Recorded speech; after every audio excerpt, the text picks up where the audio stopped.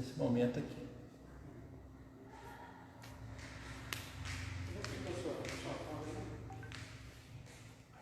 Você põe para mim.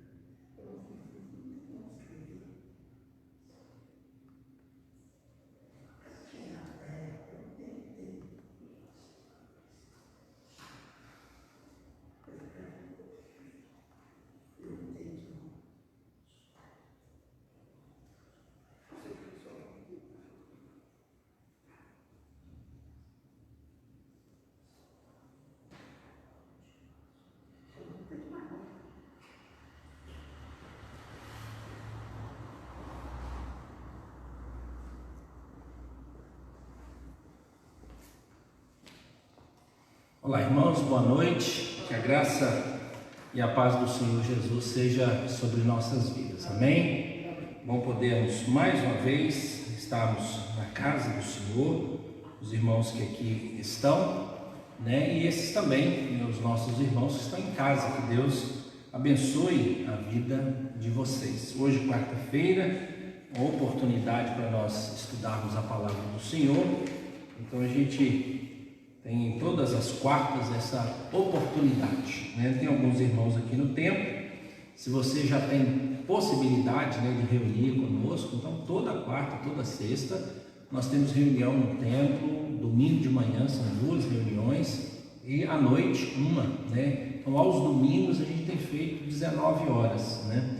Existia uma possibilidade de ter 2 horários, então se por acaso for necessário, a gente então faz um horário às 18 e 8 às 19h30, mas nesse tempo a gente vai mantendo. Então quarta-feira às 19h30, sexta-feira 19h30 são as nossas atividades aqui na igreja, né? Você deixa anotado e convida aí, né, os parentes, amigos e irmãos para a gente poder estar aqui reunidos. Vamos dar início então ao nosso estudo. Nós vamos abrir os nossos hinários, né? No hino de número 172. Esse hino fala para a gente poder ter uma boa memória, né, das bênçãos e do cuidado de Deus sobre nossas vidas. Hino de número 172, chuvas de bênção. Ele diz assim: chuvas de bênçãos teremos pelas promessas de Deus, tempos benditos trazendo chuvas de bênçãos dos céus. Chuvas de bênçãos dos céus, tantas nós já recebemos, outras rogamos a Deus. Chuvas de bênçãos teremos, que do Senhor nos virão, os pecadores indignos, graças dos céus obterão. Chuvas de bênçãos teremos, manda-nos, pois, ó Senhor, dá-nos o gozo dos frutos dos teus ensinos de amor.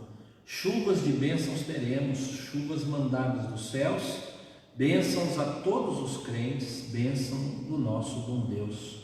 Chuvas de bênçãos dos céus, tantas nós já recebemos, outras rogamos a Deus. Que bênção, né, irmãos? Podemos falar sobre isso. Vamos ler aqui o Salmo de número 84. Nós vamos fazer a leitura desse Salmo. Salmo de número 84. Convido os irmãos que aqui estão para nos acompanhar aqui em pé, e nós podemos ler esse salmo.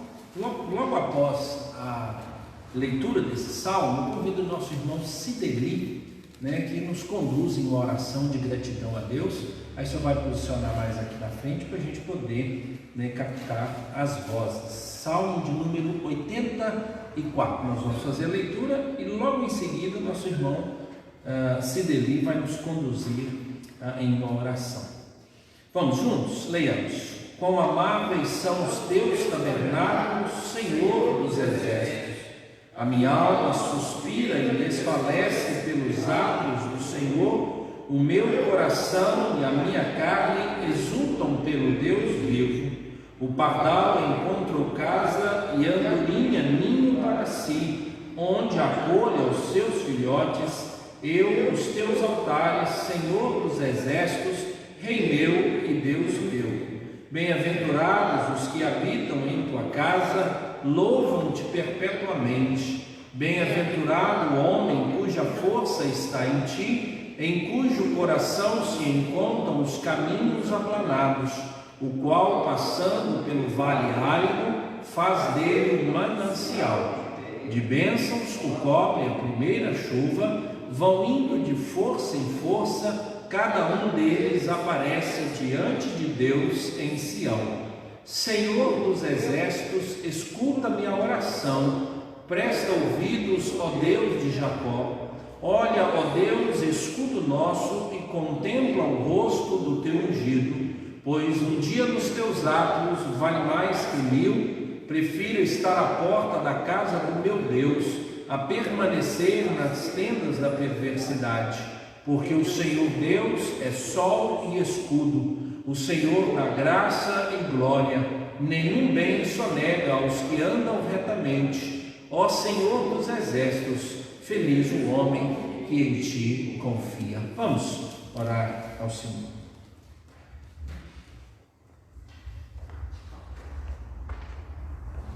Nosso Deus, nosso Pai amado, nós te agradecemos, ó Senhor, por mais esse dia que o Senhor nos concedeste, ó Pai.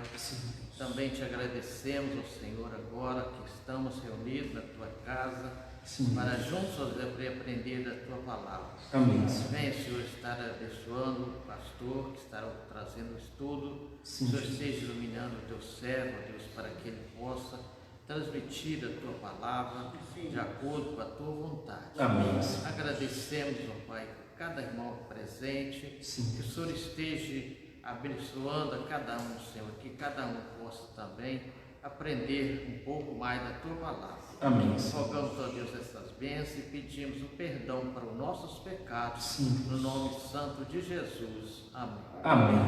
Amém. Os irmãos podem sentar-se. Irmãos, nós temos orado todos os dias, meio-dia, nós temos aí alguns propósitos, que Deus mande cura, que Deus traga conforto, consolo àqueles que estão enlutados. Nós somos, no Brasil, irmãos, um número de mais de 80 mil mortes, então são 80 mil famílias, o número é crescente, as estatísticas então asseguram que chegaremos a 100 mil. Então, pelo que se vê, o número às vezes ele começa a distanciar, e às vezes a gente fica até mais tranquilo. Antes, quando tinha 20, 30, 100, 200, 1000, uma preocupação, e talvez agora a gente passe a nem contar mais esses números, tanto que antes a gente sabia todo dia o número certinho, chegou, o número pode fazer isso às vezes, você tem uma quantidade menor de pessoas que sofreram, então você guarda. Então, por exemplo, às vezes a gente vê um número pequeno, a gente fica mais assustado que um número tão grande, mas que a gente lembrasse de todas essas famílias que sofrem, de tantas pessoas envolvidas. O óbito ele afeta a essas famílias, parentes. A minha experiência nesses dias é aquilo que eu tenho dito, que tem chegado mais perto, Antes a gente estava ouvindo umas notícias lá longe, lá do Rio, lá de São Paulo, mas elas se tornaram mais próximas, e a gente já está conseguindo falar assim, um parente está internado, alguém, e eu acredito que pode se aproximar cada vez mais, Então, e parece que quando afeta mais a gente, ou a parente, amigos, dá uma apreensão maior no coração, quando os irmãos da igreja têm, então a gente fica mais antenado, mas na verdade o dia todo, todos os dias tem gente sofrendo e óbito, todos os dias no Brasil. Então a gente tem muita gente sofrendo, muita gente. Às vezes a gente guarda os números mais próximos, primeiro a cidade, em mesma intensidade as famílias ou a nossa família, nós que somos aqui comunidade. Então a gente vai ouvindo essas situações e acompanhando. eu tenho pelo menos acompanhado umas 10 informações sobre pessoas próximas a mim, né, que eu sei que estão internados ou estão em quadro, né, para internação e quadros graves e até mesmo óbitos, né? Então a gente vai ter esse momento, né, de intercedermos, né, por essa situação, mas também intercedermos de um modo geral pelas pessoas enfermas, né, ou seja da nossa igreja ou do nosso conhecimento, né? Então a gente vai colocar essas vidas na presença do Senhor. Pedir ao nosso irmão, o presbítero Ronaldo, que nos conduza nessa oração de intercessão, pedindo ao Senhor. Senhor, nosso amado Pai, Sim. Pai Celestial, nós estamos na Tua presença nesta hora, Sim. agradecido ao Senhor pelas bênçãos que o Senhor tem derramado sobre nossas vidas. Sim. E nós, ó Deus, somos gratos ao Senhor porque o Senhor nos chamou, Sim, para te servir em espírito e em verdade. Sim. E nós somos gratos ao Senhor porque de fato o Senhor tem cuidado de cada um de nós. Ó Deus. Isto de fato é prova do amor, da tua graça, da tua misericórdia para com cada um de nós. Sim. Ó Deus, nós te louvamos, ó Deus, porque o Senhor tem nos abençoado neste momento, ó Deus, que o país está vivendo, ó Deus, em crise de pandemia, ó Deus. Sim. O Senhor tem cuidado de cada um de nós aqui da igreja, ó Deus. Deus. Temos notícia, ó Deus, de irmãos que já passaram, ó Deus, por essas dificuldades com a enfermidade, ó Deus, mas o Senhor tem renovado a força, tem Deus. trazido, ó Deus, a cura no nosso Sim. meio, e nós somos gratos ao Senhor, porque o Senhor tem sido zeloso para com cada um de nós. Amém. Ó Deus, nós buscamos a Tua presença, ó Deus, neste momento, ó Deus, que o país está vivendo em crises. Muitas pessoas, ó Deus, têm sofrido, ó Deus, perdendo antes querido, ó Deus, ou até mesmo sofrendo, ó Deus, com parentes que estão hospitalizados, ó Deus.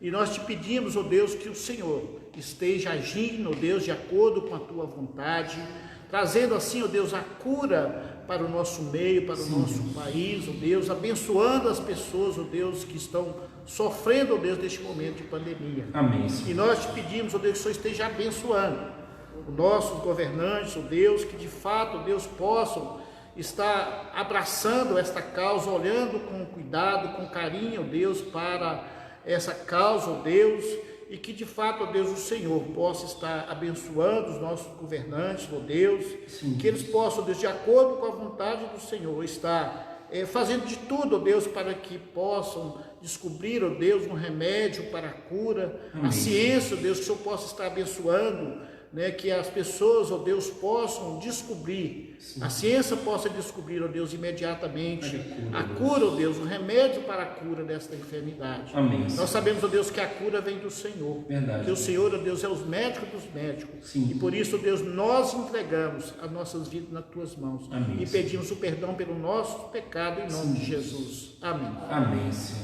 Amém. Irmãos, nós vamos hoje encerrar, né, um estudo que a gente deu uma continuidade na escola dominical. A gente encerra hoje, que é Colossenses 3, né? O mês de agosto a gente vai trabalhar a questão de missões. Então esteja aí preparado, né, para se envolver com toda essa distância nossa, mas a gente vai ter. Então nós vamos ter alguns convidados, né, falando para a igreja. Nós vamos tratar esses temas de missões, evangelização, como a ação social pode, como trabalhar a questão do discipulado, né, uma visão de evangelização, como é que a gente pode trabalhar e ver, né, durante o mês de agosto a gente lembrar desses temas, né?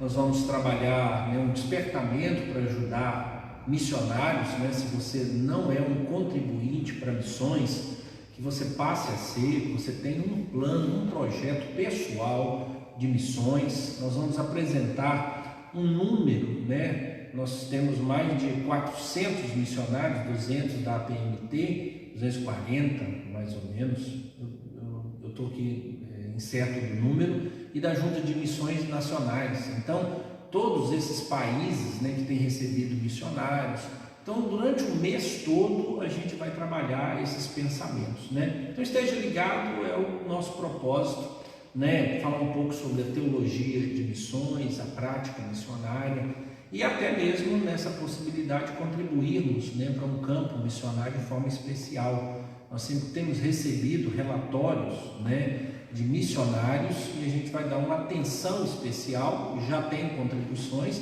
mas uma atenção maior, né, a alguns planos desses para que a gente tome conhecimento. E aí eu gostaria que você estivesse ligado. Essas atividades, elas iniciarão no domingo. Então, nas transmissões nós vamos falar, né, e a gente vai ter uma programação. Você vai ter uma meditação diária, vai falar sobre algumas frases ou pensamentos de missionários. Então, durante esse mês a gente vai ter bastante atividade, não só teórica, mas que também a gente pudesse ter a prática.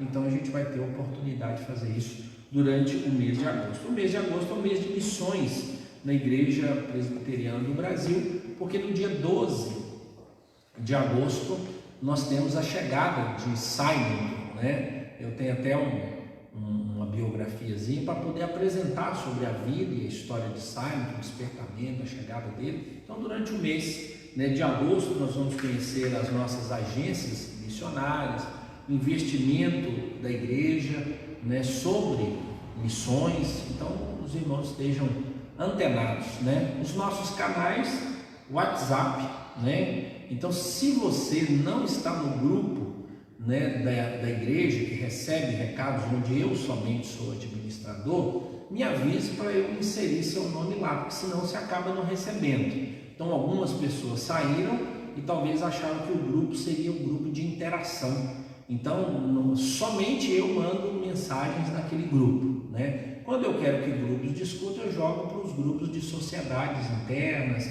escola dominical, aí a gente entra nesses momentos, né? Além de ter, né, o YouTube, o Instagram, né, que a gente tem utilizado, e o Facebook. Então, todos esses canais vão receber informação, vídeos, então vão estar acompanhando, além da programação, né, dos cultos, né, das reuniões, envolvimento de alguns irmãos, né, nas liturgias, na condução da programação, participação, e você vai poder participar no mês de agosto por inteiro, e a gente tem os desafios, né, que o seu coração esteja aberto. E por último, né, em termos de informação, nós temos ajudado, né, o Hércules nas necessidades dele. O Hércules sofreu um acidente, ele está acamado, ele não levanta da cama, não está em comunicação, né?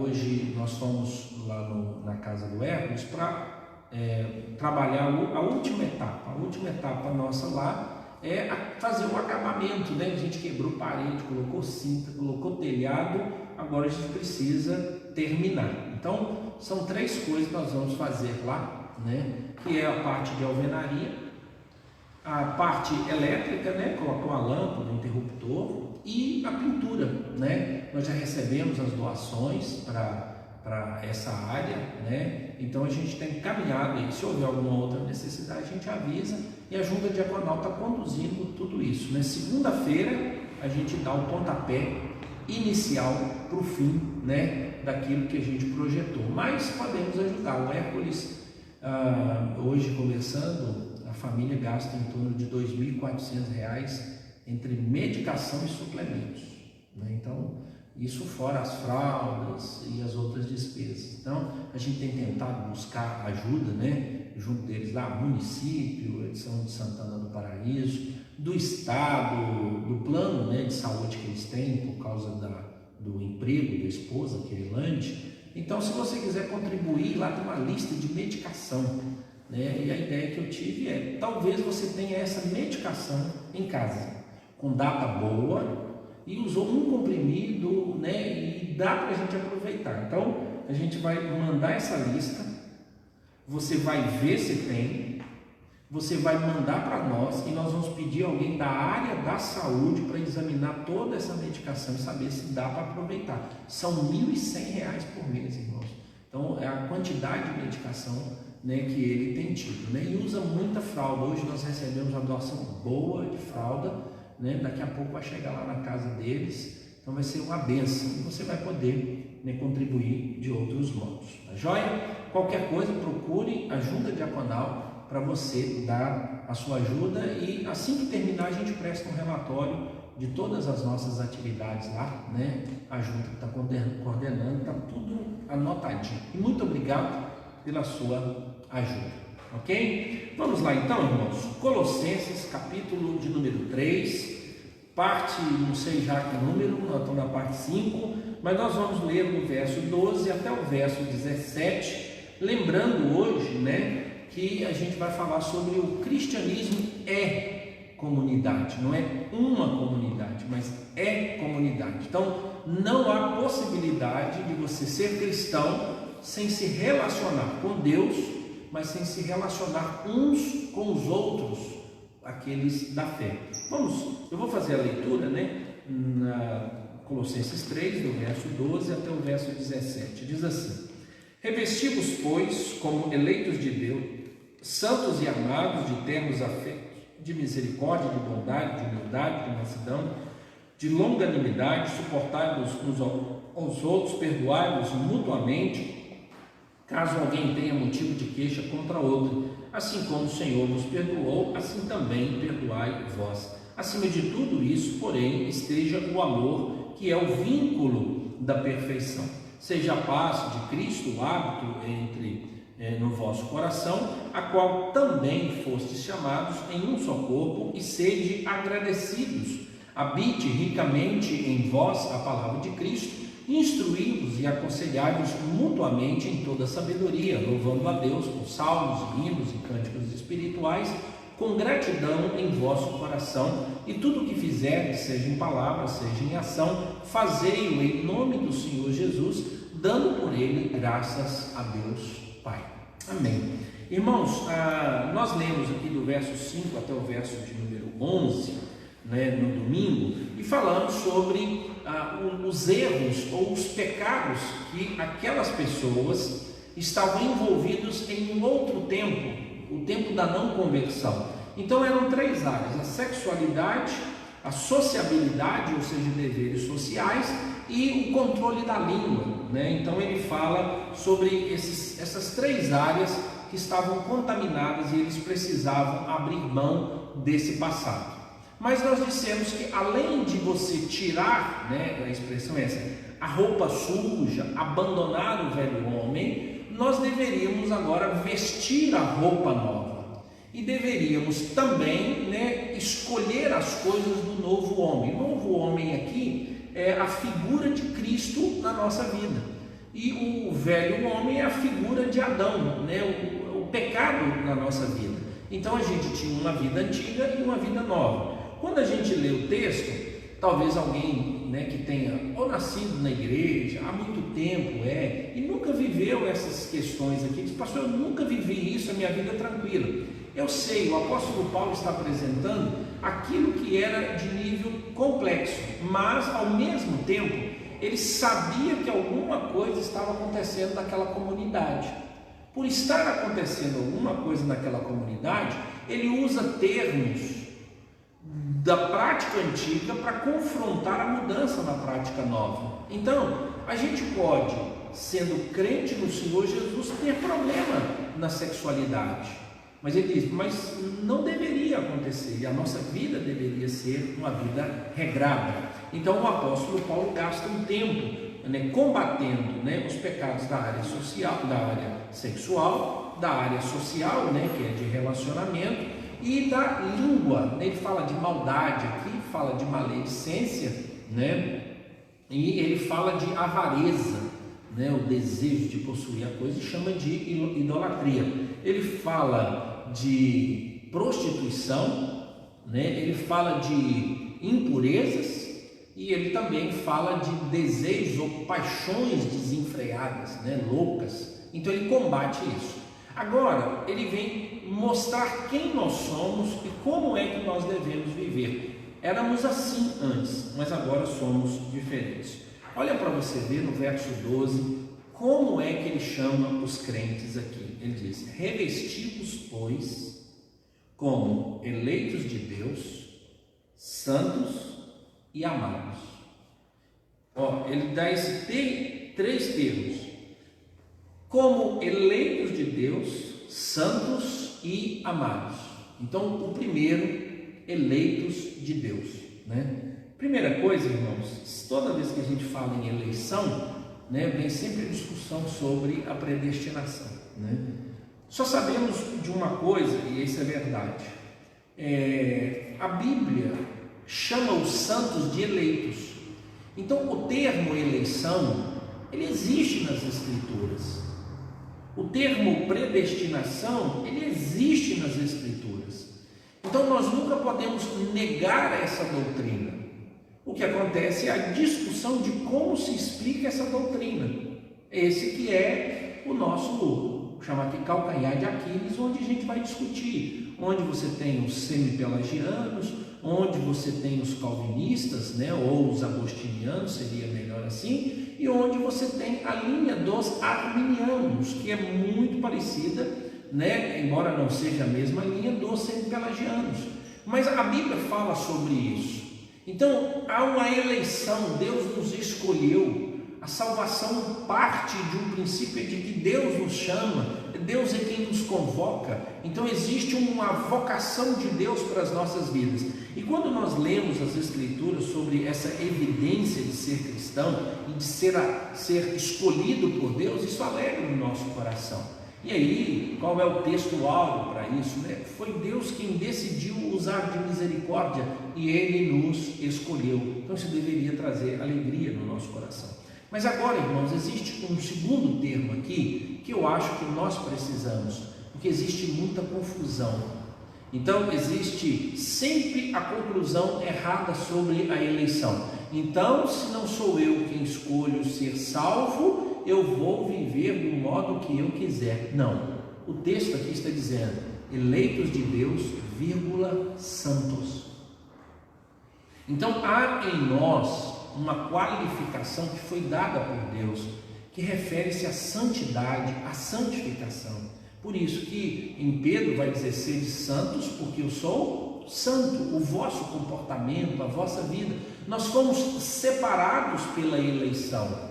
Mas agora nós temos que mostrar ao mundo a nossa santificação por meio da santidade. E foi isso que Paulo disse em Efésios, o propósito da nossa redenção, o propósito da nossa salvação, é que haja santificação. Por quê? Porque nós estávamos no pecado e agora não estamos mais.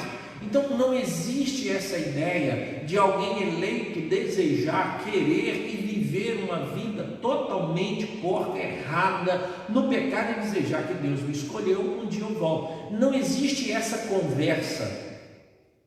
Não existe essa conversa nas Escrituras. Muito pelo contrário, o apóstolo Paulo, ele diz que nós não somos dos que retrocedem.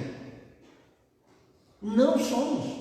Segundo, ele diz aqui, ou terceiro, ele diz aqui que não somente santos, mas também amados. Então ele chama de santos e amados, eleitos de Deus.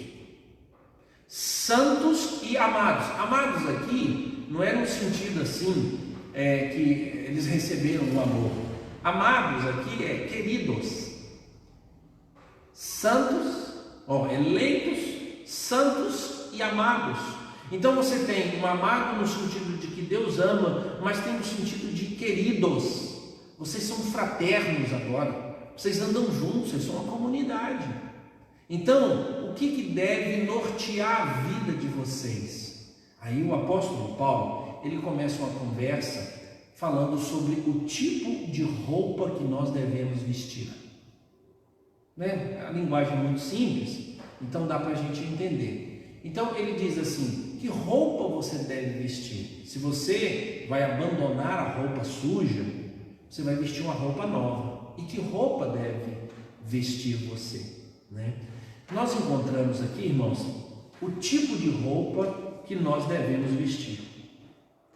É a roupa da prática de fazer o bem às outras pessoas, porque agora você é um novo homem. Você tem uma nova doutrina, mas você também tem agora um novo comportamento. E ele apresenta aqui 10 comportamentos do quais nós devemos nos apropriar, ou seja, nos vestirmos.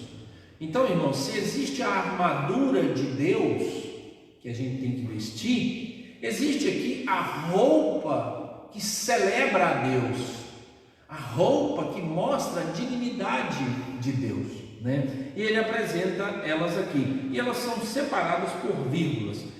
Ali ele diz assim, olha, revesti-vos, ou seja, vistam-se de ternos afetos de misericórdia. Então essa é a primeira. O que é aqui? É muito simples, irmãos. Ele está dizendo assim, que o seu coração esteja na miséria da outra pessoa. Só que ele diz de ternos afetos de misericórdia. O que são ternos afetos aqui? Ternos afetos, ele está falando das entranhas, ou seja, que lá no mais íntimo da sua vida você seja uma pessoa misericordiosa na comunidade onde você está. Ele está falando aqui de comunidade. Se você consegue ser na comunidade, irmão, você vai conseguir ser lá fora. Ele está falando de relacionamento entre os crentes. Então, ternos afetos de misericórdia é quando os seus órgãos internos participam do sentimento. É assim que era utilizado, né? O que os termos afetos de misericórdia? Aqui, irmãos, era muito comum, alguns historiadores contam, que na idade ou um tempo mais antigo, pessoas que tinham deformações, pessoas que tinham dificuldades, sejam visuais, na fala, pessoas que tinham lepra, a hanseníase da nossa geração, pessoas que nasciam aleijadas, elas eram colocadas no canto.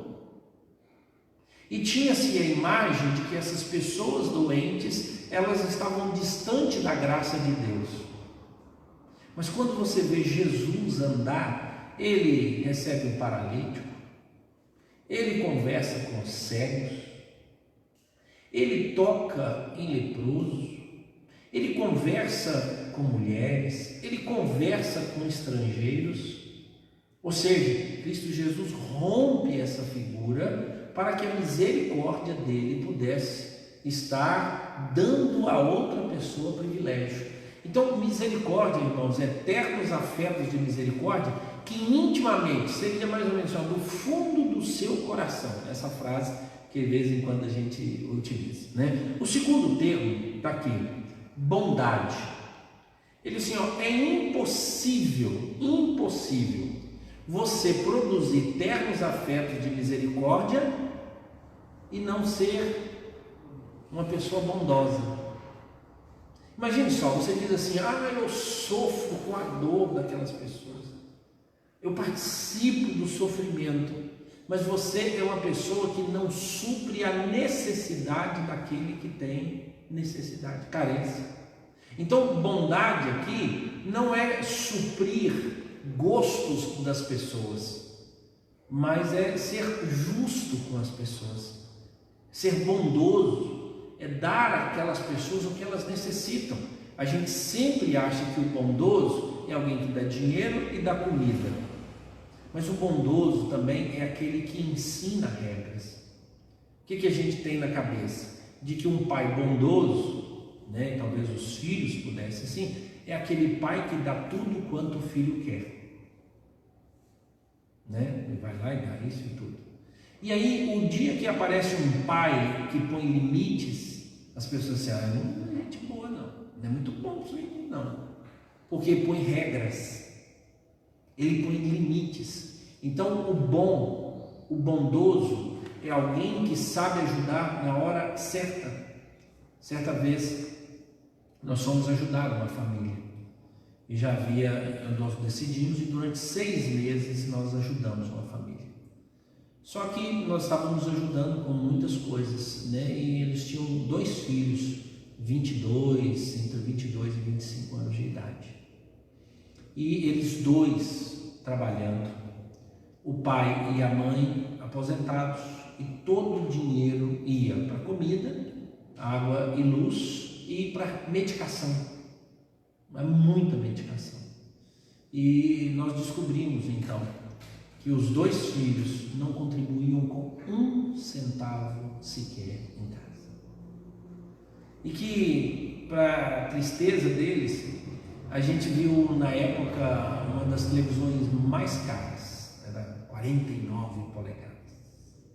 Chegar na casa a hora que a gente estava visitando. E além disso, um aparelho de som maravilhoso, que qualquer um gostaria de ter. E foram esses meninos que compraram. E nós conversamos e perguntamos. Eles não ajudavam com 1 centavo em casa, né? E nós conversamos com os pais. E os pais disseram, eles nunca nos ajudaram. E a gente ainda estava ajudando. E então foi conversado sobre, será que deveríamos continuar a ajuda? Aí um grupo, pelos pais nós devemos, eles estão muito doentes. E eu fui conversar com os 2 filhos. Eu disse, você acha justo a gente estar tirando de outras pessoas para ajudar vocês enquanto vocês estão comprando equipamentos eletrônicos de última geração?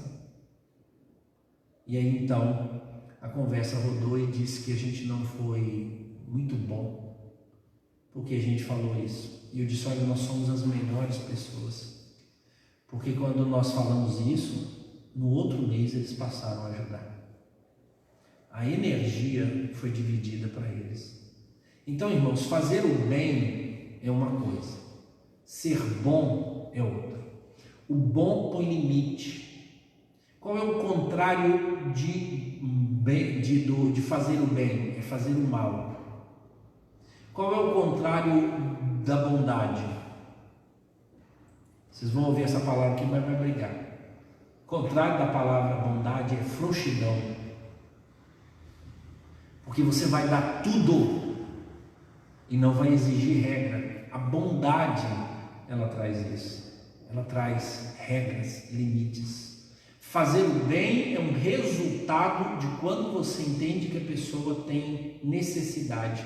E aí então você avaliou. Então quando você for ajudar qualquer pessoa, você tem que ter critérios. Sabe por quê? Primeiro, o recurso vai acabar e você pode usar ele de forma errada. Você tem que suprir necessidades e não gostos. Não gosto. Segundo, você tem que apropriar a pessoa para que ela perceba qual é a sua real necessidade. Então a bondade está aqui. Você viu a miséria da pessoa porque você tem ternos afetos de misericórdia. E agora você não maquina o mal contra aquela pessoa, muito pelo contrário, você quer ajudá-la para que ela possa corrigir o seu andamento. É uma ajuda maravilhosa. De vez em quando a gente recebe umas ajudas que a gente fala assim, era melhor não ter recebido, porque a pessoa conseguiu fazer uma análise justamente das coisas erradas na sua vida. Ele falou sobre isso, sobre aquilo. Eu pedia para me ajudar com dinheiro. Ele veio aqui e me deu um sermão. Eu falei, opa, talvez a necessidade maior sua não seja dinheiro. Talvez a necessidade maior sua seja equilíbrio, seja responsabilidade. Então a pessoa da bondade, né, ele vai fazer isso, mas é alguém que vai ajudar de algum modo. O outro aqui é humildade. Humildade, irmãos, é uma palavra cristã. Humildade é um termo que os cristãos associaram à caminhada, porque antes você ser humilde era algo que não era de herói. Então a humildade faz parte do caráter de Cristo, que não é desse mundo. E agora preste atenção, nós elogiamos mais as pessoas bravas ou elogiamos mais as pessoas humildes? Nós celebramos no nosso interior quando somos agressivos ou quando somos humildes? É incrível. Por incrível que pareça, nós celebramos a arrogância. Nós celebramos a petulância. Por exemplo, você vê seu filho novinho, desbocado, desaforado, fala coisa, todo mundo, vem cá para você ver, olha que lindo. Aí quando você tem um filho que ele é tranquilo, obediente, Aí todo mundo, você vai ficar mandando o menino assim, tudo? E a gente tem essa tônica. Porque, irmãos, a humildade não faz parte do caráter desse mundo. Porque virtude e fraqueza deveria ser avaliado. Então, para muitas pessoas, ser humilde não é uma virtude. É o quê? Fraqueza. E preste atenção, irmãos. Eu contei uma vez de uma família que eu conversei com eles por que o filho era tão agressivo. Por que o filho era tão desaforado? Por que o filho não queria ouvir ninguém? Por que o filho sempre causava desavença onde ele chegava? E aí eu me atrevi a dizer o que eu achei. Eu disse, olha, eu sempre ouvi dizer que o bisavô dessa família era um homem violento. E todo mundo conta as histórias dele, dizendo que ele bateu, que ele cortou, que ele matou. Eu ouvi dizer que o avô dessa família era uma pessoa violenta, que não levava desaforo para casa, que ninguém tinha coragem de levantar os olhos porque ele já havia matado pessoas. Eu aqui nessa casa ouvi dizerem, e por onde vocês vão, que o avô desse menino era um homem violentíssimo, e que os filhos e as filhas tinham medo, que os vizinhos tinham medo, que ele tinha uma arma pronta para matar quem aparecesse, e que em diversos episódios ele foi muito bem sucedido por causa da sua violência. Terceiro, por último, eu ouvi nessa casa que o pai, e ouço até hoje, é um homem violento, agressivo, e que ninguém brinca com ele, porque ele é muito bravo. Vocês querem que o menino seja humilde enquanto vocês celebram o mal? Essa casa faz isso. E quando encontram pessoas que são pacíficas e humildes, é motivo de chacota. Já viu roda de casa da gente? Quando todo mundo conta as valentias dos parentes na casa, e quando um menino resolve ser violento em casa, pergunta, onde você aprendeu isso? Ele disse, aqui dentro de casa. Onde é que ele aprendeu isso? Preste atenção nas histórias sobre violência que você conta sobre sua família. Veja se seu filho precisa aprender com alguém lá fora. Não precisa. Ele já tem herói do mal suficiente dentro de casa. Suficiente. E você instiga a fazer isso. Sabe, irmãos, a humildade é o antídoto contra o egoísmo, a maldade do coração. Eu quero ganhar. Só humilde, mas, por exemplo, é um remédio. E remédio é um negócio que a gente não gosta de. É o antídoto que nós esperamos aí.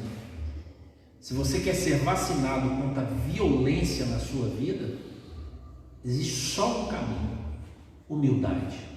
Já viu aquelas pessoas? Eu não tenho estupim. O estupim é curto, pastor. Mexeu comigo? Parabéns. A única coisa que você está alegando é que você não gosta de vestir as roupas de Jesus. Então, é o novo nascimento, é ele quem trabalha isso. Mais um, fala de mansidão. Se humildade celebra a fraqueza, é isso mesmo.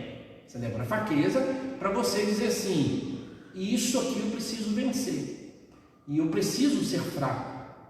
Eu preciso me mostrar assim. A mansidão já tem um outro aspecto.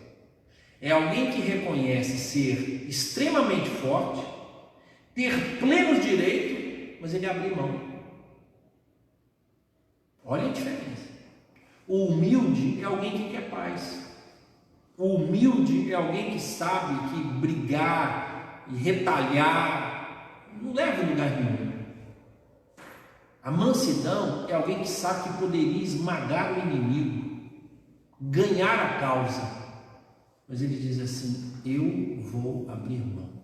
Ele tem poder para fazer isso. Por isso, irmãos, as pessoas mansas têm mais facilidade de perdoar. Não é que elas sejam bobas, é porque elas têm poder de controle. É só isso. Mas a gente acha que as pessoas mansas são consideradas pessoas bobas. Sofreu dano. Perdão é isso. E aí, irmãos, a gente acha que isso não é virtude. A gente acha que isso é falha. Por incrível que pareça, o cristianismo, ele não nos dá o direito da vingança, de sobrepor a minha força sobre a vida do outro. E aí, então, a mansidão é um poder sobre controle. É a força sobre o controle. Por isso que a gente fala assim, podia ser mais manso. Sempre pessoas que não advogam a mansidão, eles são extremamente violentos, eles são iracundos, eles falam, e é comum essas pessoas voltarem para pedir perdão diversas vezes, porque sabe depois a besteira que fez. Isso precisa ser mais manso. Nós temos uma amiga que ela disse assim, olha, a partir de hoje eu tomei uma decisão, eu não aguento mais pedir perdão às pessoas. Eu falei, por quê? Não, é humilhante demais, Eu falei, e aí, o que você vai fazer? Ela falou, vou ficar calado a partir de agora, vou parar de falar, porque começa a falar eu tenho que ir lá depois pedir perdão, já que a Bíblia me manda pedir perdão, então em vez de eu ofender, eu vou ficar calado agora. O manso é esse, é o poder. Já viu a ofensa que às vezes você leva? Mas, gente, a gente celebra o que é a falação. A gente não celebra o silêncio.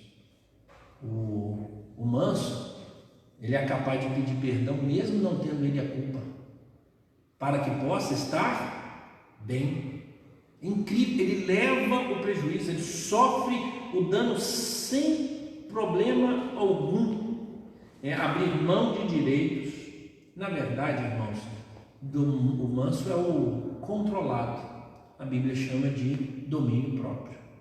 Ele está falando dessa lista aqui. A lista pula para o quinto. O quinto é longanimidade. Longanimidade é ter um sorriso grande. Sorriso grande. Então, o que é? Enquanto você tem paciência, mas que é isso? Você ri. É isso mesmo. As coisas estão acontecendo, sorriso grande. Mas, quando a gente perde a paciência, o nosso sorriso fica assim, desse tamanho. E esse termo é para mostrar que a face de Deus é grande, é longânimo, ou seja, tem uma paciência enorme com as pessoas, com as situações. Mas tem gente, no caso aqui, na relação de comunidade, que ele não tem paciência nenhuma e ele não vive sem a vingança. Ele celebra a vingança. Ele se mexeu comigo, acabou. Não era para você ter feito isso.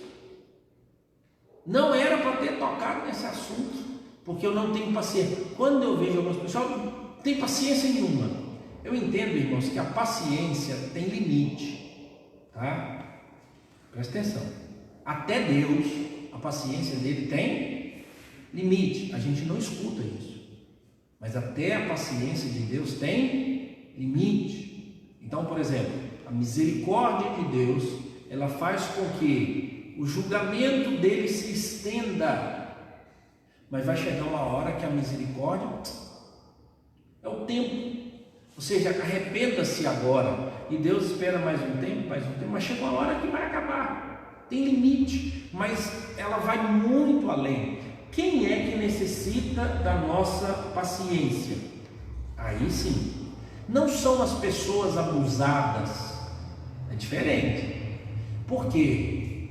Porque as pessoas abusadas, elas vêm testar-nos, e nós precisamos então mostrar a nossa firmeza, para não deixar as pessoas abusarem de nós. Mas preste atenção, para quem nós devemos reservar a nossa paciência? As pessoas fracas, as pessoas que erram. Eles necessitam, eles precisam disso. Para quê? Para que você possa corrigir essas pessoas. O apóstolo Paulo põe uma lista em Tessalonicenses, olha, seja isso, com isso, tal, e lá no final ele diz, paciência com todos. Paciência com todos. E a gente acha, né, nós vivemos num tempo que a paciência, ela foi embora, né? A gente já não quer ouvir, a gente não quer aceitar o erro da outra pessoa, a gente não quer lidar com essas situações, e a gente vê assim que a aceleração do mundo faz com que a gente perca toda essa paciência, né? Eu acho que a gente precisa corrigir sempre isso. O sexto aqui está no verso de número, eu pulei o verso aqui, então ele diz aqui assim, olha, suportai-vos, verso 13, suportai-vos uns aos outros. Então, o que é dar suporte? O dar suporte está na mesma linha da longanimidade. Você vai, então, a ideia nunca é tolerar as pessoas que te fazem erro, ou cometem erro, não é isso. É você ajudar as pessoas, já que você foi longânimo, como é que você pode dar suporte a essa pessoa? Talvez a experiência que nós pastores temos, ela é marcante, né? O aconselhamento é um dos momentos assim. Às vezes eu não percebo isso, mas as pessoas narram isso. Às vezes a pessoa apresentou uma dificuldade numa área, um aconselhamento conjugal ou outro. E aí então eu falo com a pessoa assim, eu queria conversar com você. A pessoa abre um olho desse tamanho primeiro. Você quer conversar comigo? Então ela sempre acha que a gente vai dar um sabão. É difícil a gente pedir para conversar, em particular, para elogiar as pessoas. E nós cometemos esse erro, né? O pastor, os líderes da igreja não fica chamando quem está todo certinho e diz assim, vem cá, eu queria ter uma conversa particular com você. E aí você sente, olha, eu estou aqui para te elogiar, para dizer que você fez certo. Quase nunca a gente faz isso. O comum é quando alguém te procura para conversar com ele, daí fiz alguma coisa errada. E aí então você senta para conversar com essas pessoas e ela apresenta situações gravíssimas na vida dela. Que aí agora você, como conselheiro, precisa decidir: eu abandono essa pessoa ou eu dou a ela um suporte? Então, irmãos, é comum eu falar com essa pessoa, eu queria encontrar então com você esse mês inteiro, uma vez no mês. E eu vou te dar um livro para ler, eu queria que você assistisse tais e tais vídeos, e eu quero orar com você. Então, por exemplo, eu consegui ajudar um rapaz durante 90 dias. Todos os dias eu mandava uma mensagem para ele. Uma vez na semana a gente orava junto. Eu dei a ele 2 livros para ele ler. Sugeri que ele assistisse 3 vídeos sobre os problemas que ele estava tendo. E uma vez na semana nós nos assentávamos. 3 meses. No final ele disse: pastor, muito obrigado. Porque eu já tentei resolver esse problema, mas o Senhor me deu suporte. Eu já contei isso para algumas pessoas, mas ninguém andou esse tempo comigo. E o suporte é isso. Veja quando uma pessoa recém-convertida chega na igreja, ou quando você vai evangelizar alguém.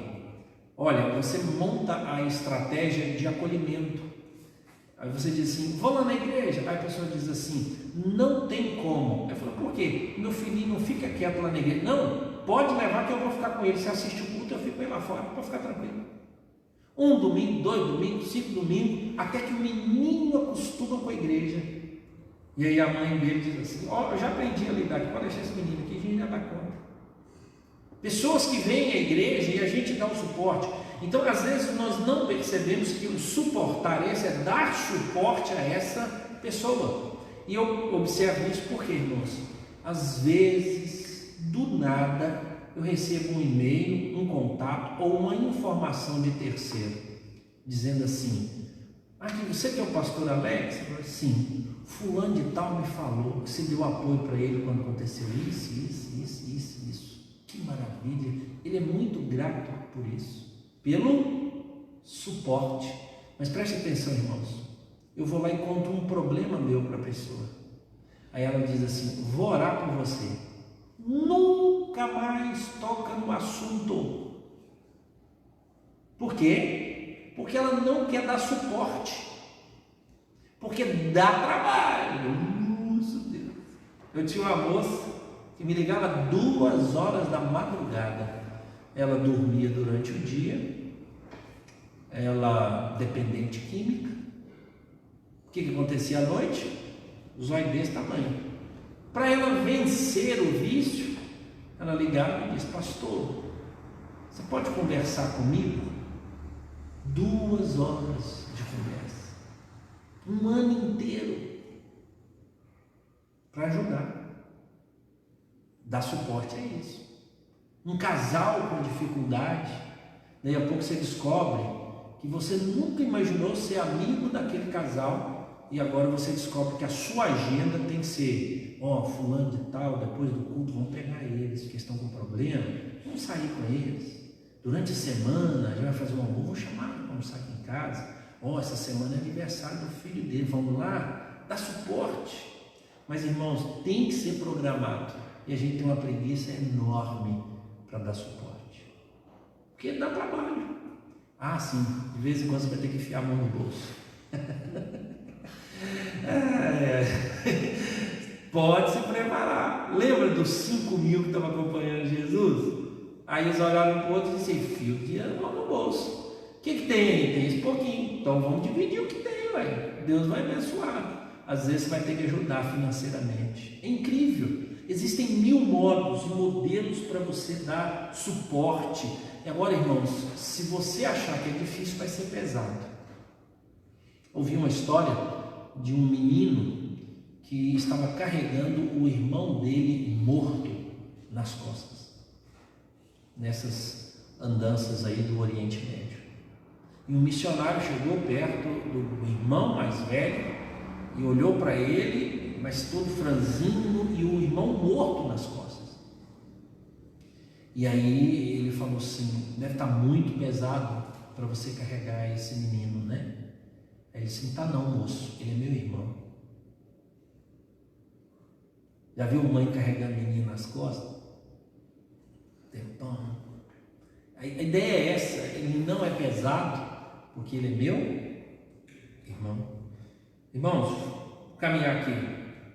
O próximo é perdão. Diz assim: perdoai-vos mutuamente, caso alguém tenha motivo de queixa contra outro. Assim como o Senhor vos perdoou, assim também perdoai vós. Preste atenção que é mutuamente, né? Não sei se vocês vão lembrar, eu acho que a turma aqui, acho que toda, só o Rogério e o Igor que não, mas o pessoal de casa aí. Lembra do banco mutual? Né? Você tinha um banco e aí você ia lá e depositava. Então era um modo de você fazer uma aposentadoria, né? Depositar, né? A ideia aqui é justo mesmo, é mútuo. Você me perdoa e eu te perdoo. Nós nos perdoamos.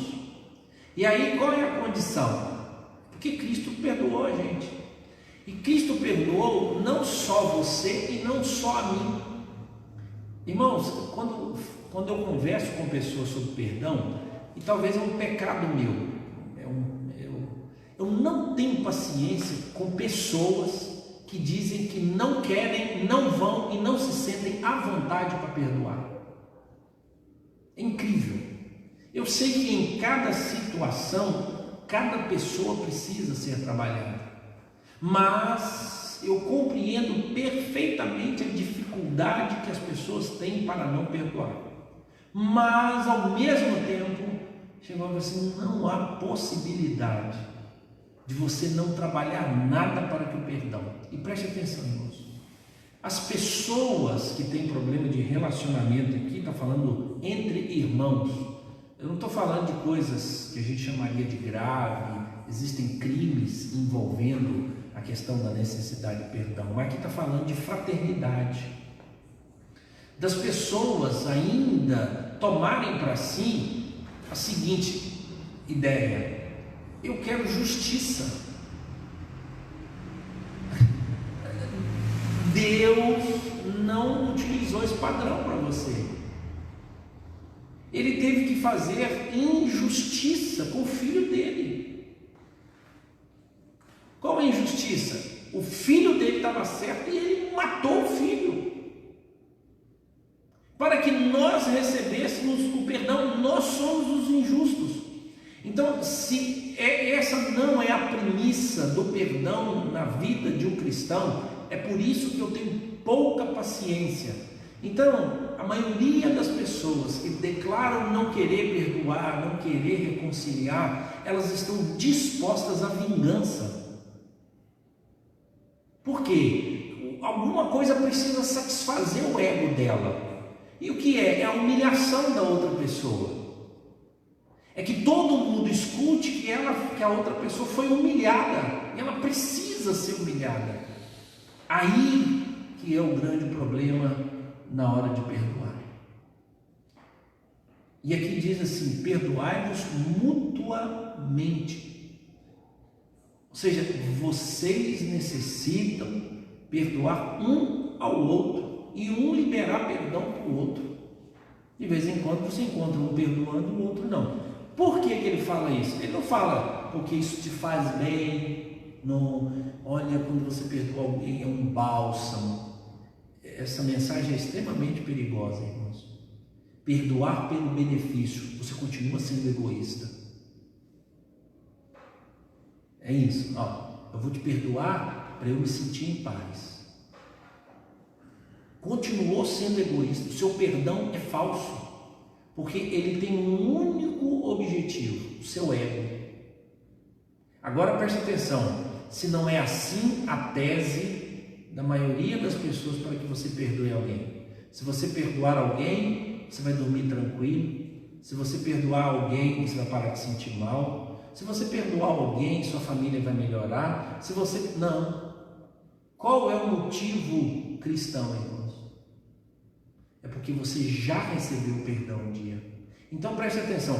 Qualquer pecado de alguém contra você, havendo necessidade de perdão, você deveria perdoar imediatamente, espontaneamente, voluntariamente. Lembra de Jesus na cruz? Perdoa-lhes, pois não sabem o que fazem. Além do perdão, irmãos, existe... Eu vou trabalhar dois aqui para a gente encerrar. Verso 15 diz assim: seja a paz de Cristo o hábito em vosso coração, a qual também foste chamados em um só corpo, e sede agradecidos.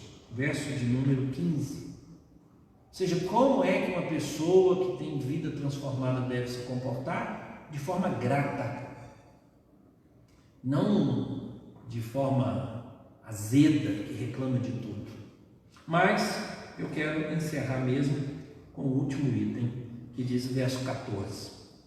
Diz assim: acima de tudo isso, porém, esteja o amor, que é o vínculo da perfeição. Ele está associado aqui ao perdão. Você perdoa porque Cristo Jesus amou, te perdoou, mas ele usa aqui um termo dizendo assim: habite ricamente em vós o amor, ou a palavra de Cristo lá no início, e ele fala para que a gente possa ter acima de tudo isso o amor, que é o vínculo da perfeição. Então, irmãos, Paulo apresentou aqui o comportamento perfeito de um cristão. O que é vínculo? Você já parou para pensar o que é vínculo? Já pegou aqueles engates antigos? Ainda as mulheres usam muito nas suas roupas, os homens menos, a gente usa mais botão. Mas tinha um engatezinho assim, né? Você vem e faz assim, ó. Isso aqui é vínculo. Essa tortinha aqui é vínculo. Vínculo. Hã? Essa aqui é um colchete. Vínculo. O vínculo. As mulheres usam brinco. A palavra brinco é vínculo. Brinco não é brinco. Tá. Então, o que é um brinco, pastor? Brinco é um vínculo. É igual a gente vai colocar no boi, aqui é um vínculo, porque você vai ligar. Você ligou o que você veio, passou aqui, e você ligou esse objeto à orelha. É um vínculo, está vinculado. Ou seja, então é um engate. Aqui diz que o amor é o vínculo da perfeição. Por que ele fala em perfeição? do comportamento certo. Qual é o comportamento certo? De tudo isso que eu falei aqui, são os comportamentos certos. Ou seja, de que modo vocês vão viver numa comunidade de forma perfeita? É assim. Aí, irmãos, o interessante é como os autores veem. Você lembra que ele começou a falar que é uma roupa que a gente está vestindo? Humildade, bondade, mansidão. E a gente vai colocando todos os itens que apareceram aqui. Suportar e tudo. Imagine só, você vai colocar roupa. Lembra como é que as pessoas vestiam nessa época? Qual era o último item da roupa? O cinto. O que fazia com que essa roupa não ficasse solta e perdesse sentido? O cinto. Então você veste tudo isso, bondade, humildade e tal, mas tudo isso deve ser feito como? Ó, o vínculo. O que junta tudo isso? Ou seja, irmãos, você só vai conseguir ser humilde se tiver amor. E amor aqui é ágape. Ágape aqui é autossacrifício em benefício do outro. A palavra que aparece aqui é amor sacrificial. Por isso, então, irmãos, você vai conseguir, preste atenção, ser humilde com o outro irmão. Você vai conseguir suportar o outro irmão. Você vai conseguir perdoar o outro irmão. Por quê? Porque você usou o padrão máximo para demonstrar cuidado à outra pessoa. E quem fez isso? Jesus. O que Jesus fez para nos perdoar? Sacrifício. O que Jesus fez para nos ensinar a humildade? Sacrifício. O que Jesus fez para suportarmos? Sacrifício. Então preste atenção, esses 8 itens que aparecem aqui, eles só terão sentido se houver sacrifício. Sem sacrifício, não há possibilidade dessas realidades acontecerem na nossa vida. O amor é o vínculo da perfeição.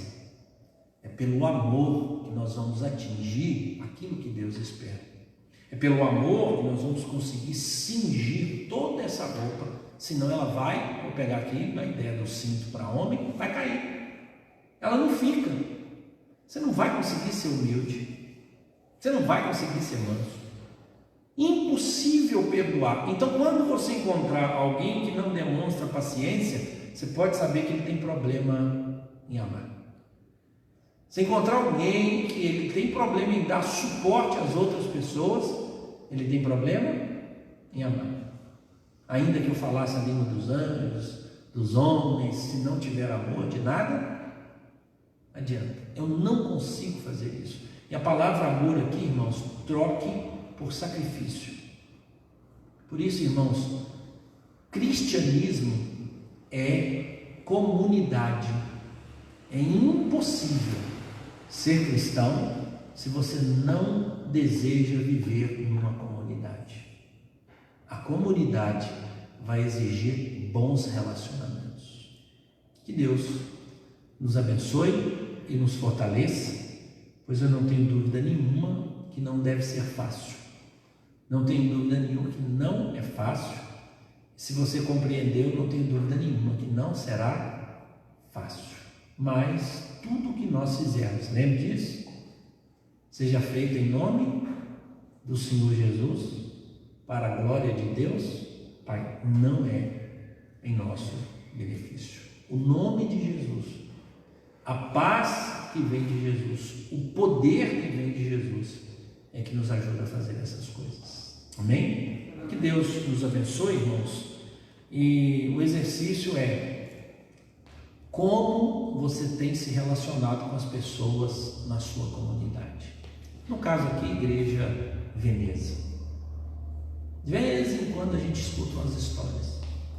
Sempre alguém tem uma razão. Preste atenção. O outro vai te causar males. Saiba disso. Mas o que você vai fazer com o mal que alguém lhe causar? É isso que é importante. O cristianismo é comunidade. Presta atenção, o cristianismo não é só ter uma fé ortodoxa, né? Eu conheço a teologia toda, mas você não ama as pessoas, você tem um problema gravíssimo na sua teologia. Então, irmãos, é ortodoxia, fé, mas é ortopraxia, é fé e prática. De tudo que você sabe sobre Deus, se não afeta no seu comportamento, de tudo que você tem conhecimento sobre Deus, se não afeta no seu modo de tratar as pessoas, você é pior do que o incrédulo. É isso que o apóstolo Paulo diz. Então, irmãos, às vezes é mais fácil avaliar uma pessoa pelas obras dela do que pela fé que ela declara. Senhor, essa fé é, mas eu não estou vendo isso não. E a gente precisa trabalhar essas coisas para a honra e glória do nome do Senhor. Amém? Vamos ficar de pé, irmãos. Nós vamos orar pedindo a Deus que nos abençoe e nos ajude. Outro dia a gente volta a falar sobre esses temas, é sempre bom, né? A gente desenferruja umas ideias que a gente tem e trabalha outras, né? Senhor Deus, muito obrigado pelo perdão em Cristo Jesus. E ensina-nos a amar, pois Cristo Jesus deu a vida por nós. Porque a tua palavra diz que assim como Cristo Jesus deu a vida por nós, devemos dar a nossa vida pelos nossos irmãos. Assim se conhece o amor. Em nome de Cristo Jesus nós oramos. Amém, Senhor. Amém. Que Deus nos abençoe, irmãos. Os irmãos de casa, um abraço. Nós estamos aí precisando da gente, né? Em alguma necessidade. Que Deus abençoe os irmãos. Tenham uma boa noite.